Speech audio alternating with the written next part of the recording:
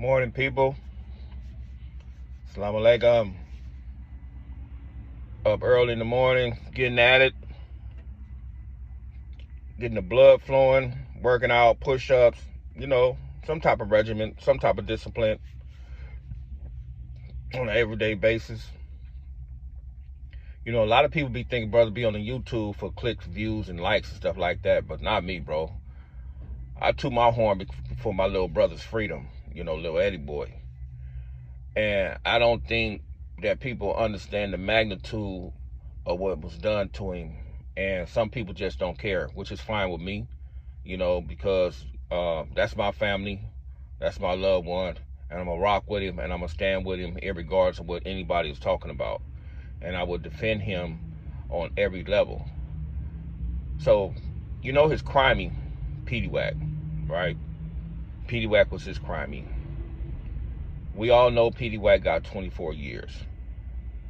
But like I always say, man, I think that it was some type of stipulation in Peddiewack plea agreement where he had to admit that my brother was involved in that particular type of situation because he won't help my brother.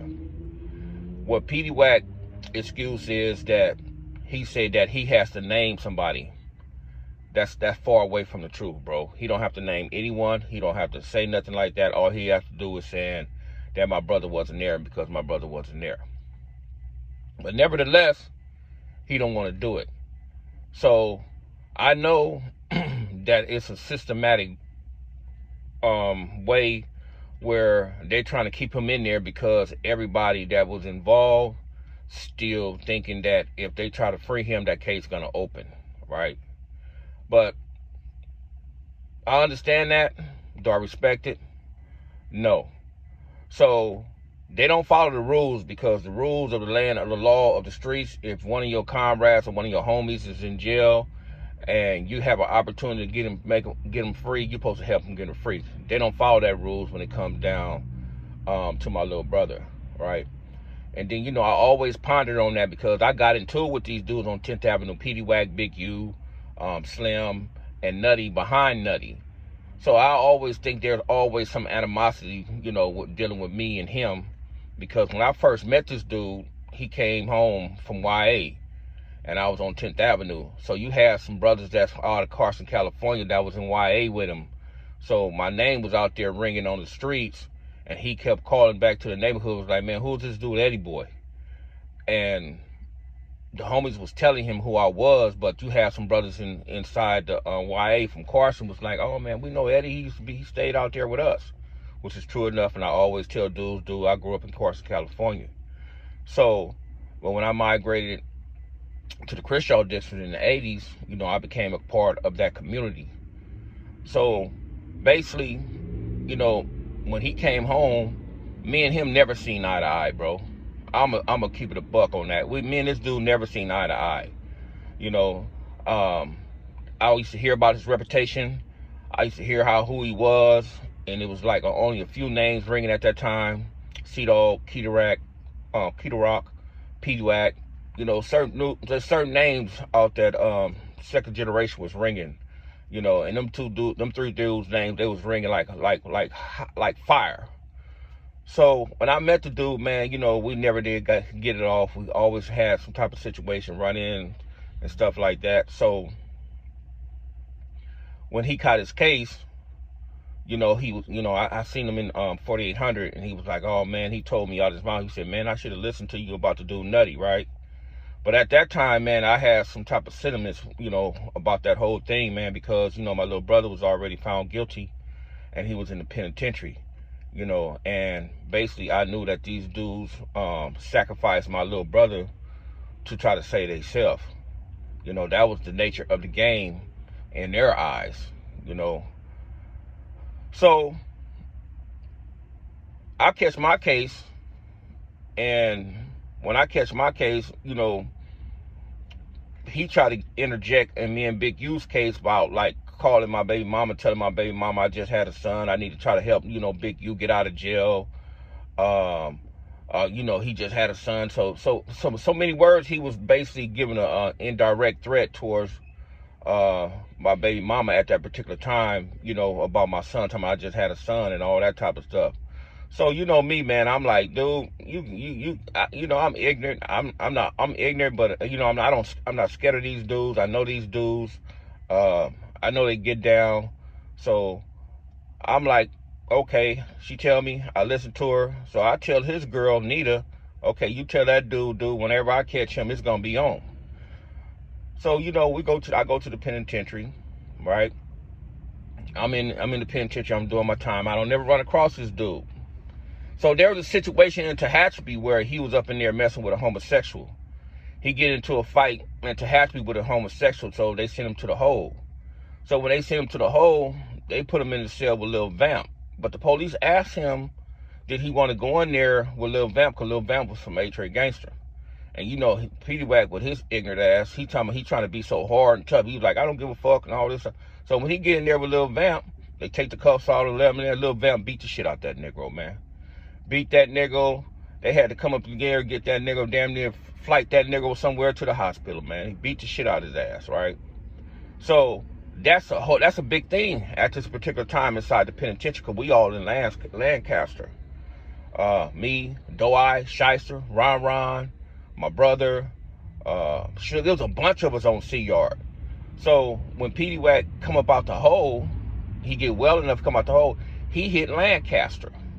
When he hit Lancaster, he hit A-Yard. He over there with Diamond. He over there with some reputable dudes from the gangsters and all that type of stuff. So, we had this thing where if you touch one of ours, we was going to demonstrate and make a statement that you can't never touch one of ours. So we sent word to Peddiewack. We're like, look, bro, time you get cracking, we're going to tear this yard up over there. So we was just waiting on it. We all come to the yard. We all strapped up. And this is a true story, bro. You can ask any one of the brothers that was there. We was waiting on it. We all strapped up. This dude, Peddiewack, man. This dude so much as a fucking buster, man. It's unbelievable, bro. Instead of him coming out, getting with one of them dudes that did something to him, he came out and he get into it with one of the homies, like at that time, I think it was Baby Suge or something like that. He get into it with one of the dudes chasing him around.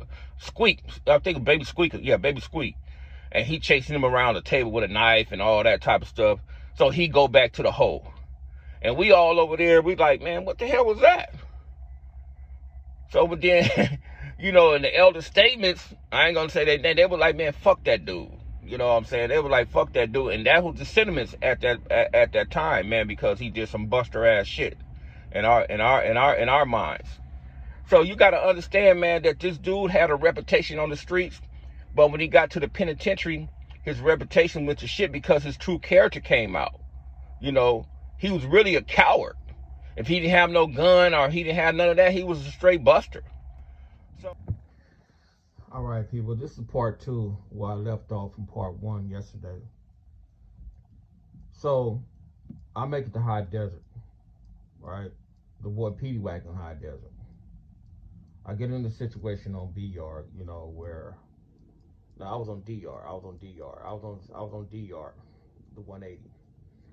And I get into a situation over there, me and Devil from 190 get into a situation over there where we had to mollywop some guys, some of Big U minions and Peddiewack minions and stuff like that. So they sent me to C Yard. So when I get to C Yard, they on lockdown over there. Everybody on lockdown, but it's reputable dudes walking out. You got Crips, Bloods, Muslims, whatever it may be, trying to get the yard up because it was like a semi mini riot over there. So you got Peddiewack, you got Mujahid, Muslim, used to be Cranberry South, 7-6. You got some Damus, you got some more keyways. They all making their rounds to come talk to the brothers inside the buildings and try to get brothers, to understand that they trying to let the yard up. So I'm at work in the kitchen. So I see them coming down the roadway. So my supervisor, he let me out on the dock. So when they got on the dock, I see Peddiewack and I see the rest of them. So Peddiewack try to walk up to me like, "Hey, homie, let me holler at her." Man, I immediately start to beat the holy shit about that dude. I beat that dude. That dude just starts screaming and holler. Start screaming and holler like a little girl, man. I whooped that dude, whooped his ass, and I told him, "Nigga, you know what this for? You will never call and threaten nobody in my family, dude. I don't give a shit who you are, who you think you are, or what it may be." So they sent me to the hole. They give me like a 115 assault and battery on the inmate, and DA referred me. I just got lucky because my supervisor came and said that it was just a mutual combat. So what I'm saying is that these dudes, they glorify dudes like this. This dude Peddiewack, they pay homage to this dude. Uh, they say he's an OG. Okay, if y'all say he's an OG, he's an OG. But this dude's still in the penitentiary right to this day. He on meth. He still mess with boys. He gets his ass whooped constantly up in there. He done got so high one time. He was in the cell with one of them youngsters, and he got butt naked, and the youngsters had to beat the shit up out of him up inside the cell. So this is what I'm saying. I'm saying that these dudes started this fight. These dudes was in cahoots, the back door of my little brother. So you start the fight, I'm gonna finish the fight. I'm gonna make sure that the world know that you dudes ain't all the way who y'all think y'all made to be, claim to be. You guys put this dude on a pedestal. You guys don't want nobody talking about this dude right here. You guys don't want nobody saying nothing about this dude. You do guys saying all this and saying all that, but he had an opportunity to go home from that double murder and make a better life for himself, but he chose not to. Now he's up in there crying about how dudes ain't doing this, how dudes ain't doing that. Nah, bro, they out here, they glorify you. They glorify you out here, dude. They glorify you. They put you on a pedestal, even though you's a fag. You's a homosexual. And any woman messing with this dude, you better be careful, because you might mess around and be having that HIV or something like that. So I will get away from this dude. I will stop even talking to this dude. So this is what I'm saying. And when I be saying talking to the kids, I'm not talking about no little kids. I'm talking about the younger generation that was the same age as us when we got caught up and when we went to jail. Man, parachute away from that stuff, bro. This stuff, these dudes are glorified individuals, brother, that have these quote unquote type of reputations, man. But if you guys really know who these dudes really was, bro, you guys wouldn't even phantom or even want to be around none of them individuals, bro. So just maintain to be yourself, right? Don't be nobody's boy, because they're gonna backdoor you. When you's a boy or you's a follower, they're not gonna respect you. They only respect dudes that's gonna get up in their ass, bro. That's how this game works. If you're not a buster, they're gonna respect you. If you's a buster or they feel that you a buster, they're not gonna respect you, bro. And on that note, it's always free little Eddie boy.